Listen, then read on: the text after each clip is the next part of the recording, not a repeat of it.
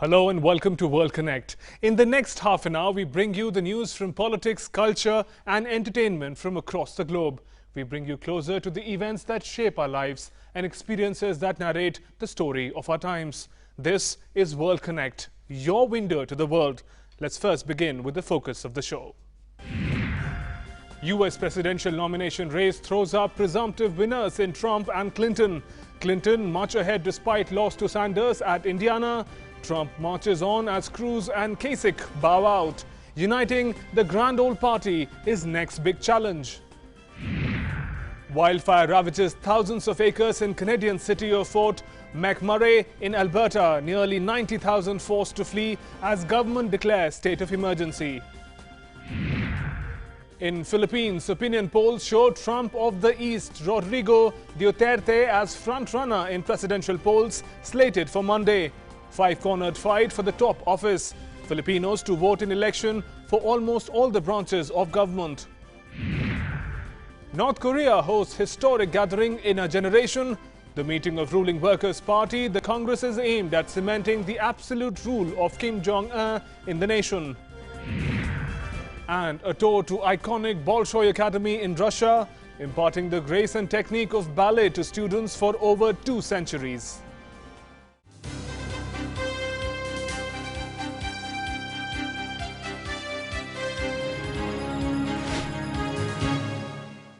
In the US presidential nomination, Donald Trump and Hillary Clinton are emerging as most likely nominees for the respective parties.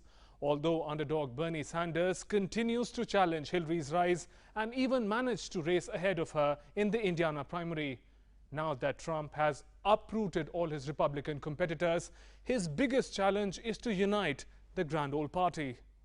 After months of televised policy debates coupled with bitter personal attacks, the race for presidential nominations is now showing some presumptive winners, Donald Trump and Hillary Clinton. At the Indiana primary, Republican frontrunner Trump decimated his opponents.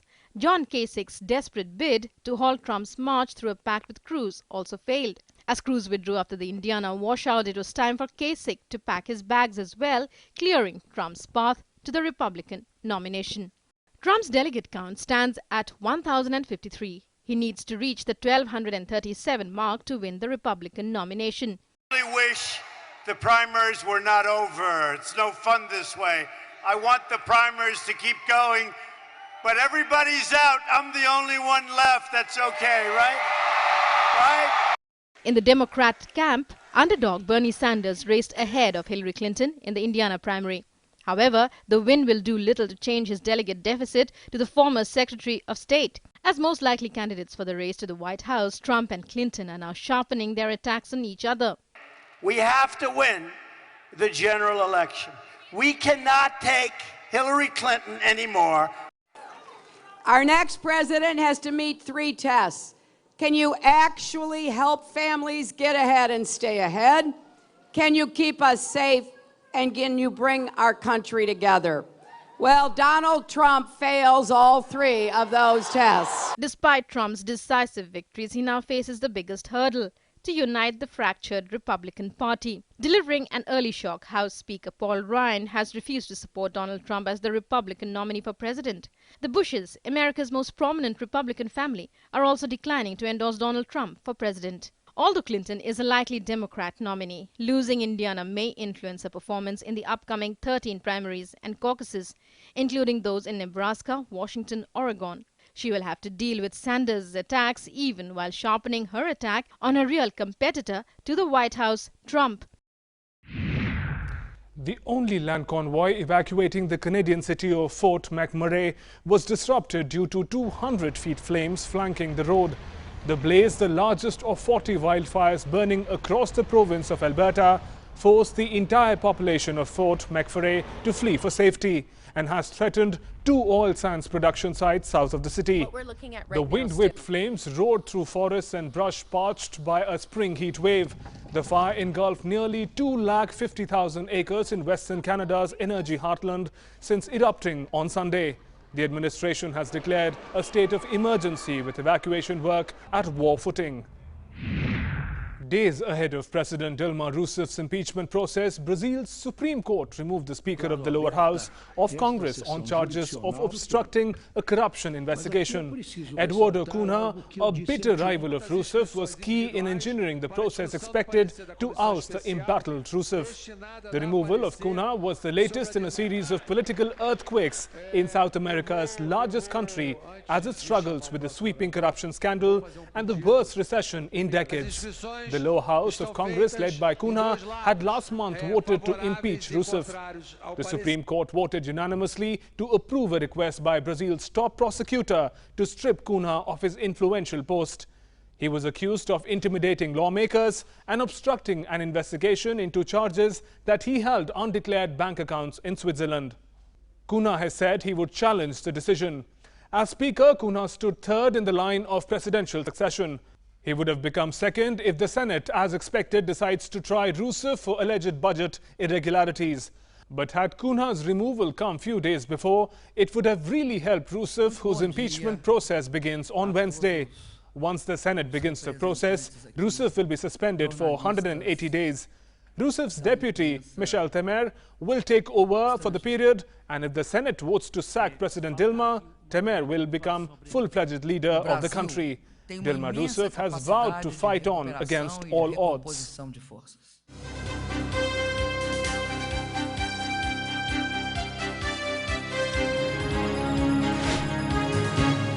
North Korean leader Kim Jong-un opened a rare party congress with thousands of chosen delegates from across the country.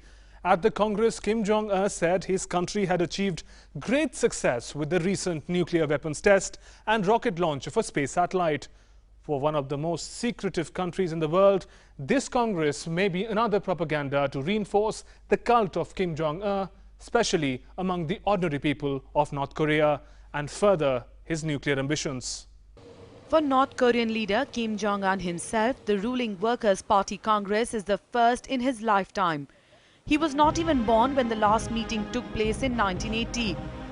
Back then, the gathering was staged to crown Kim's father, Kim Jong-il, as heir apparent to his own father, North Korea's founding leader, Kim Il-sung. Almost 40 years on, the most important political gathering in a generation in North Korea is being used by Kim to cement his absolute rule in the country.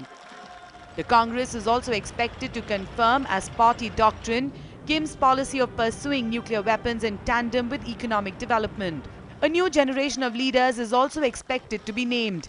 During the meeting, a new central committee will be elected, which will appoint a Politburo, the central decision-making body of the party. Many believe that Kim loyalists will be rewarded with high-ranking posts. It is being speculated that Jong-un's younger sister may be elevated to a high-profile office. Thousands of selected delegates from across the country gathered at the April 25 House of Culture. North Korean capital Pyongyang had been preparing for the high-profile meeting of the top decision-making body for days. Signature Workers' Party flags and propaganda advertising were placed around the city.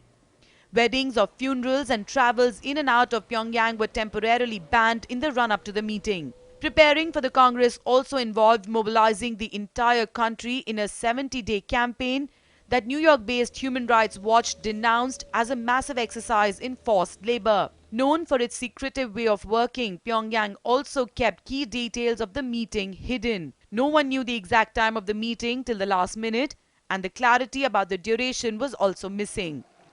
Although more than 100 foreign journalists have been invited to cover the event, but are not allowed inside and subject to restrictions while taking photos and video footage. Meanwhile, observers are keeping a close eye on the meeting and will be scrutinizing the outcome as to what extent Kim keeps to its commitment to reforms.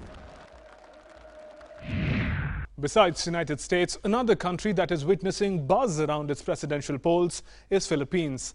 And guess what? Here's a Donald Trump too. Well, someone who has a similar penchant for controversy. I'm talking about the mayor of Davao City, Rodrigo Duterte, who's leading the presidential race. The country is going to polls on Monday for electing most of the wings of the government. Here's a roundup of the key candidates in five-cornered Filipino presidential race. Rodrigo Duterte is not called Donald Trump of the East for no reason. The fiery rhetoric of frontrunner of the Filipino presidential polls, as many opinion polls have predicted, has not been any less sharper than Republican frontrunner in the US presidential polls. Duterte continues to consolidate his lead among voters.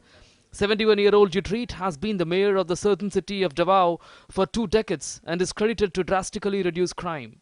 But his rule is also criticized by groups for not respecting human rights. He has promised to kill criminals in the streets and threatened to sever ties with Australia and the United States. But all this aggression has only added to his popularity.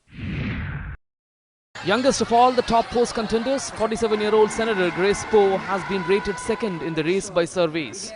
Known as an economic liberal, Poe has a pro-Trans-Pacific Partnership stance and plans to ease foreign investment in the country. Daughter of a famous Filipino action hero Fernando Poe Jr., she was the favorite for months before Duterte took the lead last month. She has a fairly clean and spotless image in a country where corruption scandals are not uncommon in the political scene. She dropped her US citizenship for contesting elections, but many still accuse her of being too close to Washington. Former Interior Minister and President Benigno Aquino's chosen successor, Manuel Rogza, has promised continuity on the current economic and anti-corruption platform. He also faced widespread criticism for government's shortcomings due to being an administration-backed candidate.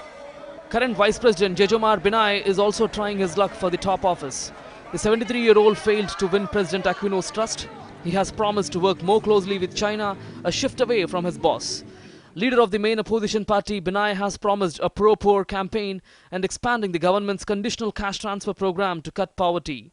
What goes against him is a series of corruption allegations while he was mayor of Manila's financial district for 21 years. 70-year-old Miriam Santiago was a 3-term senator and has focused her campaign on an anti-corruption platform and educational reforms. She seldom campaigned and has been under medication from an illness. The political fray has become even more interesting with many high-profile candidates contesting at different levels. Ferdinand Marcos Jr., son of the late dictator Ferdinand Marcos, is eyeing the office of Vice President. Known as Bong Bong, Marcos' campaign and his anti-establishment platform have been incredibly successful. Also in the battleground is boxing legend Manny Pacquiao, who is running for the Senate in Jejomar Binay's team. He is a hero in the country and polls suggest he is almost guaranteed to win a seat.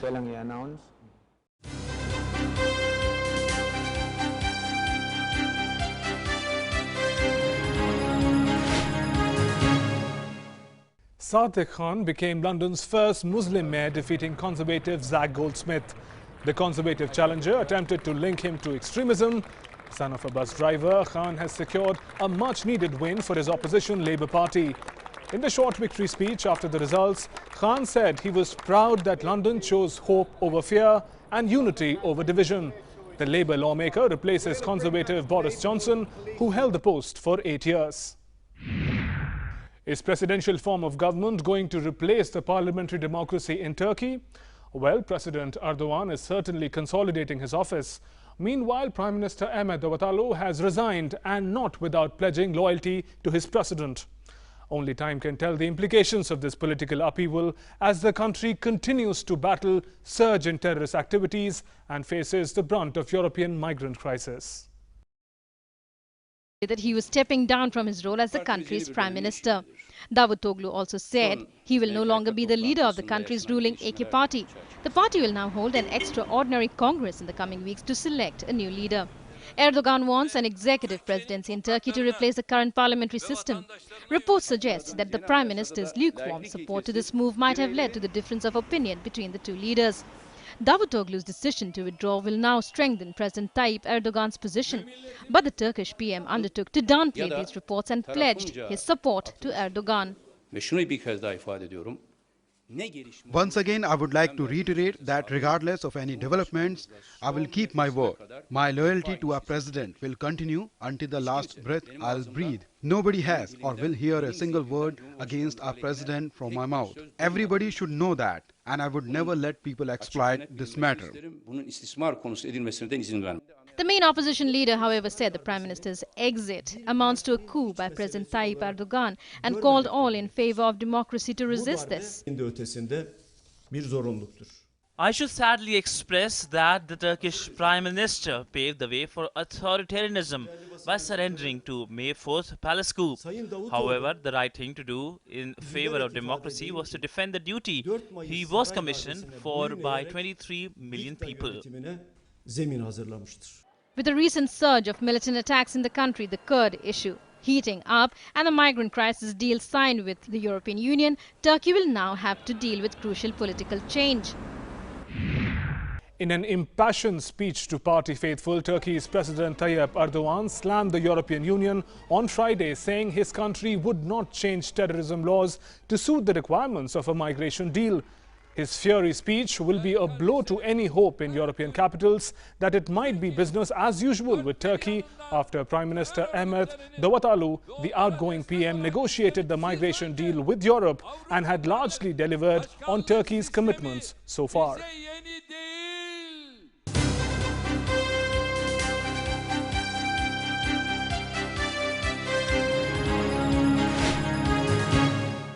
Malawi's President Peter Mutharike has vowed to end the sudden upsurge in killings of people with albinism. Albino people who lack pigment in their skin have faced attacks for their body parts, which doctors believe bring good luck and wealth. A UN expert has warned that Malawi's estimated 10,000 albinos are facing systematic extinction if they continue to be murdered for their body parts. She told journalists at the end of her 12-day assessment in the country that the situation constitutes an emergency, a crisis disturbing in its proportions. Nigeria's President Muhammadu Buhari signed the delayed 2016 budget into law on Friday, ending weeks of wrangling with lawmakers. The record 6 trillion naira budget triples capital expenditure in Africa's top oil exporter from 2015 and aims to stimulate an economy hit hard by the fall in global crude prices.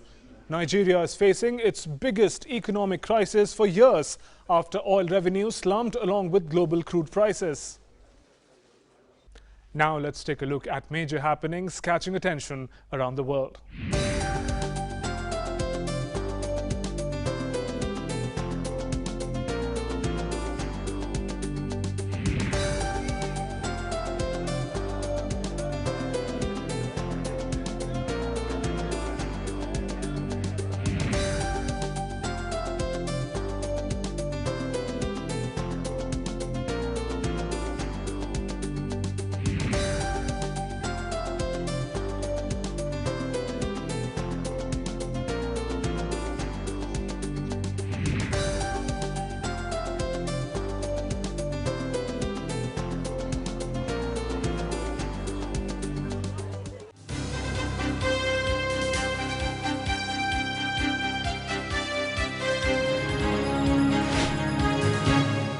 All artists create beauty, but special are those who create beauty using everyday mundane objects and waste material.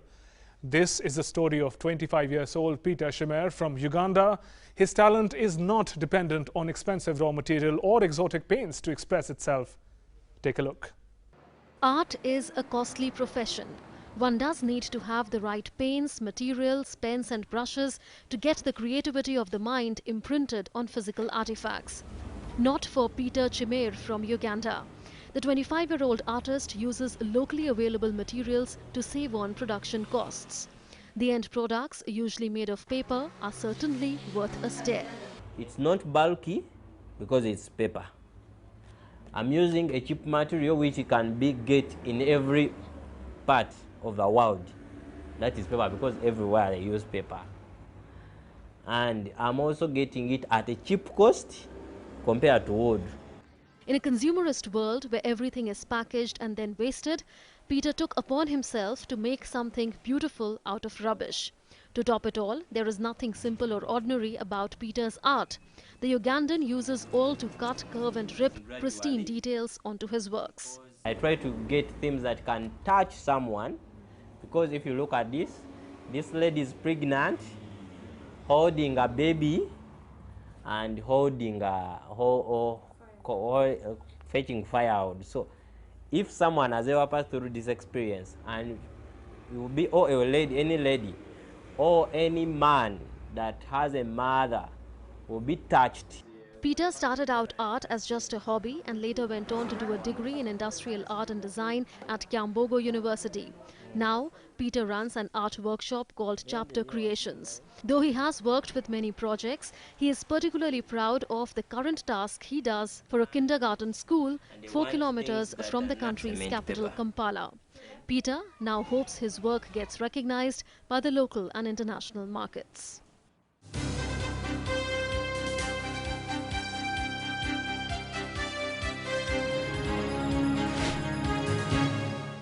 Who wouldn't get enchanted with a ballet performance?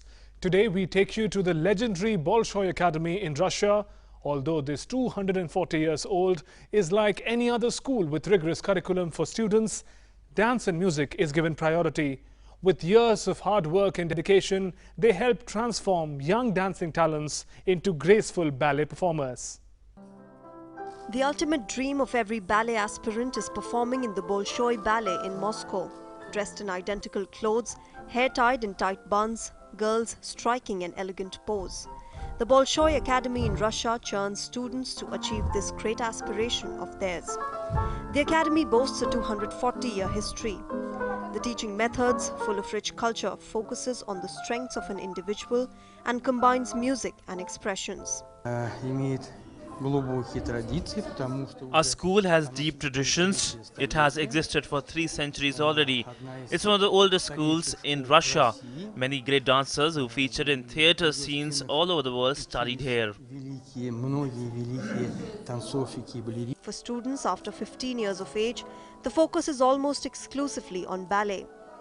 Though folk dance, modern dance and duets are also a part of the curriculum. It is classical dance which has made the school famous. The academy has produced some of the world's most celebrated ballerinas, including Maya Plisetskaya and Maurice Liepa.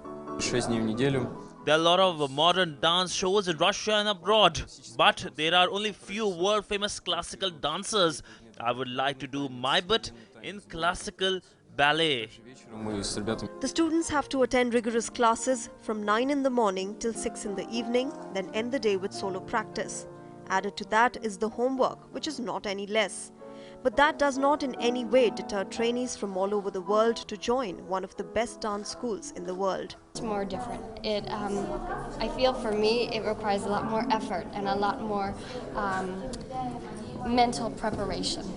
You have to be more stable, you have to stretch, you have to, everything has to be 10 times better.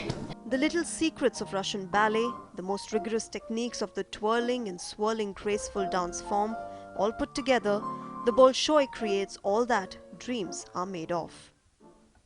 This brings us to the end of this edition of World Konnect. Do send us your feedback. You can write to us. Our email ID is worldkonnect.ddnews@gmail.com. You can also follow us on Facebook. But before leaving, Russia's Mariinsky Theatre staged a surprise concert in the amphitheatre of the Syrian city of Palmyra this week. It's just over a month that a war-torn ancient city was captured from the Islamic State militants.